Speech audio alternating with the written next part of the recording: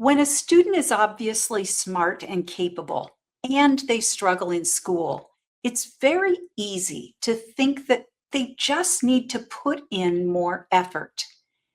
If they just try harder, if they cared more, they could do better on their spelling test. They could get their work in on time. They could get their homework done without dragging it out all day. It makes sense that more effort would get a better result. And as a parent or a teacher of a struggling student, you may have had those thoughts. But I'm guessing that many of you, especially moms, have also had the niggling feeling that there's something else going on. If your child works incredibly hard at school and it still feels like learning takes way more effort than it should, you're probably right. There's more to the picture. So many of the parents who contact our learning centers describe kids who are bright, verbal, thoughtful, and completely exhausted after school. They're staying up late to finish homework. They're rereading things over and over. They're trying, really trying, and somehow it still isn't getting easier. And that can leave parents wondering, am I missing something? Is this just how school is for us now? Do we just keep pushing and hoping it clicks next year? Today, I want to give you a different way to understand what's happening, one that I hope brings a little relief. Welcome to the LD Expert Podcast, your place for answers and solutions for dyslexia and learning differences.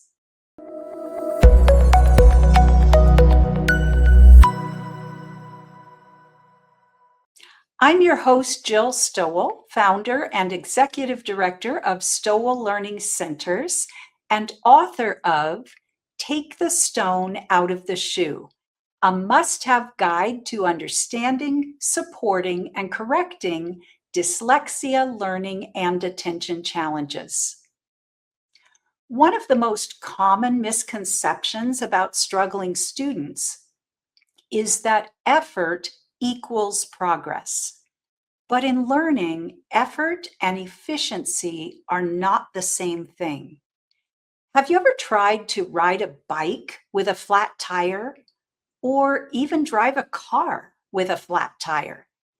It's possible to do it, but it takes so much more concentration and effort. It's extremely uncomfortable, and the ride doesn't get smoother, no matter how hard you push or how long you persist. I remember the mom of a 10-year-old girl saying, "I hate homework. She cries, and then I cry." She shared that in spite of the tears and frustration, her daughter would not give up.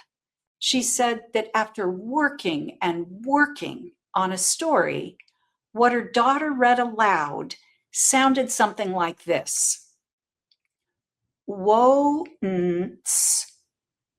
upon time, there was a bog, but he was hot, ordinary dog, knee had pows. Can you imagine how frustrating for the mom and the daughter? They worked so hard on that story, and when the girl read it, it came out like gibberish.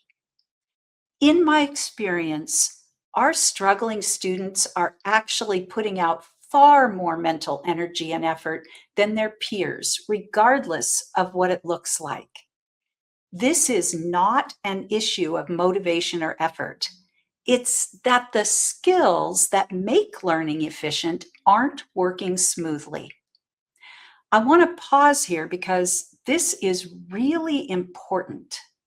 When I say skills, I don't mean things like math facts or reading comprehension strategies.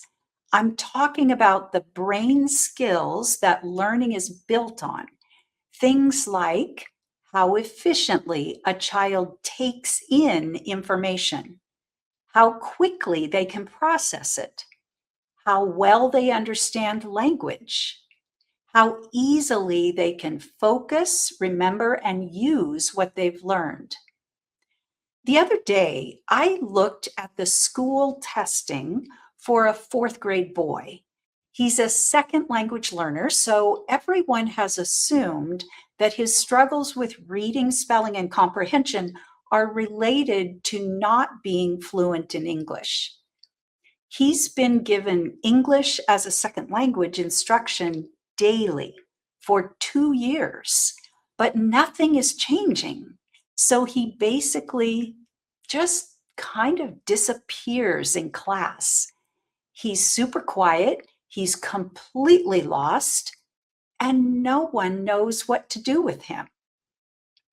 When I looked at the errors he was making with listening, speaking, reading, and spelling, I could see that this isn't simply a second language problem. This is an auditory processing problem.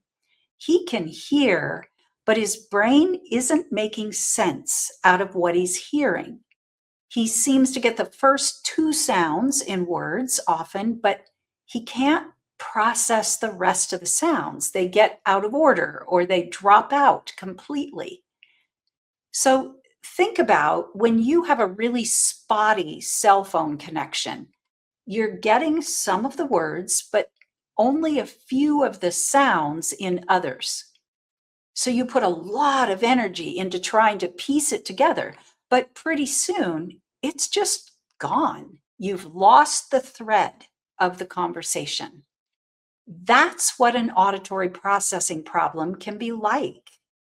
No wonder this boy was lost and not progressing. He wasn't getting clear and accurate information to think with. This isn't an effort problem, it's a skills problem. These brain skills, like auditory processing, memory, or attention, are not skills that are taught directly in school. Kids go to school and it's just assumed that these skills are already in place. When they're not, which research tells us is about 30% of the population, kids compensate. So here's what compensation might look like: working longer than their peers, needing constant reminders, or relying heavily on their parents. It can also look like being the class clown, refusing to do work, or melting down at the end of the day. And here's the part that's so important for parents to hear: compensation can hide the real problem. Grades may be okay. Teachers may say they're capable. Everyone assumes the child just needs more time, more maturity, more effort. But on the inside, the child is burning far more energy than they should just to keep up. They're forming an identity that says, I'm not smart. I'm not good at school. Something is wrong with me.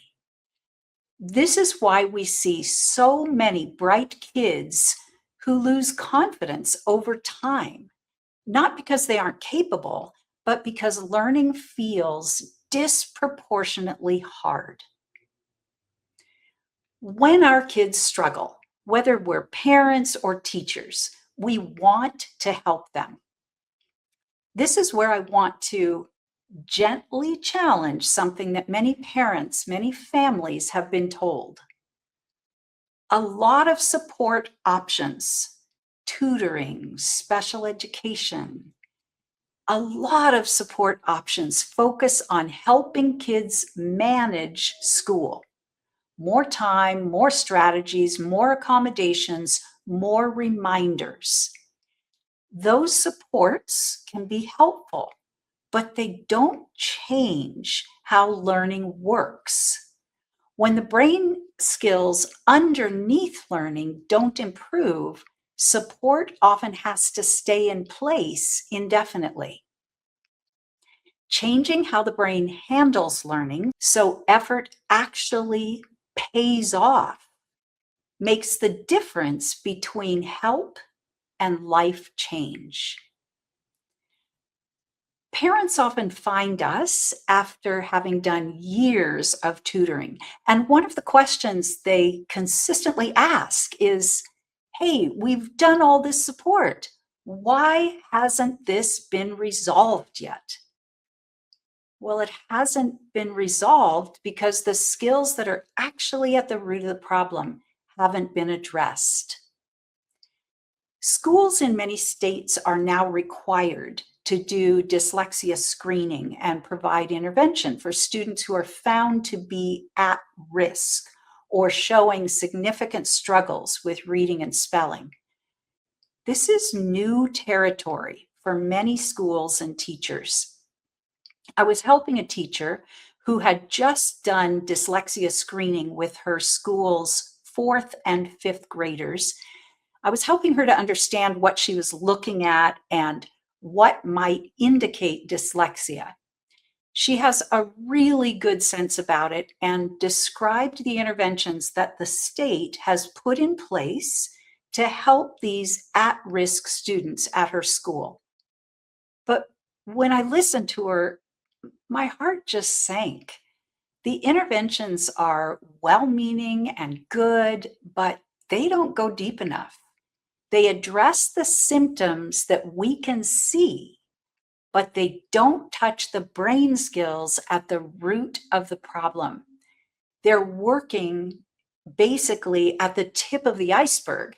And my fear is that in spite of all the extra support, these identified kids are still going to be struggling 2 years from now or 5 years from now. Before we wrap up today, I want to pull a few important ideas together. First, when a bright child is struggling, effort is rarely the real problem. In fact, many of these kids are already working much harder than their peers. They're just doing it inefficiently. Second, the skills that make learning work, things like auditory and visual processing, attention, memory, and processing speed, are not taught directly in school. School assumes they're already in place. When they're not, kids compensate. They work longer, they rely on more support, and use far more mental energy trying to keep up. And third, there's an important difference between help that allows a child to manage school and intervention that actually changes how learning works. Support can be helpful, and we want to support our kids. But when the underlying skills don't improve, that support often has to stay in place indefinitely. So, what does that mean for you as a parent? If your child is bright and capable, but learning consistently feels harder than it should, it may be time to ask a different question. Not how do we help them get through school, but what's making learning take so much effort in the first place? That shift from managing school to understanding how your child's brain is processing information is often where real relief begins. And I want to say this, especially for parents who have been waiting. Waiting doesn't mean you've failed your child. Most families wait because they've been told to, but waiting isn't neutral. When learning stays inefficient year after year, kids often internalize the struggle and start to believe that school is supposed to feel this hard or that something is wrong with them. When the right skills are addressed, change doesn't have to take forever. In fact, addressing learning skills directly often shortens the journey rather than extending it.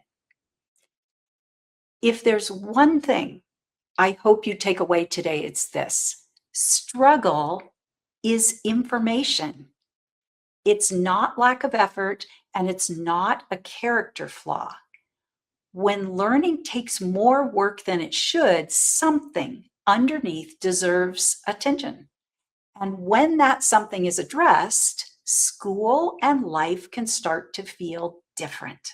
At Stowell Learning Centers, we help children and adults move beyond learning and attention challenges, including dyslexia, by strengthening the underlying skills that make learning easier.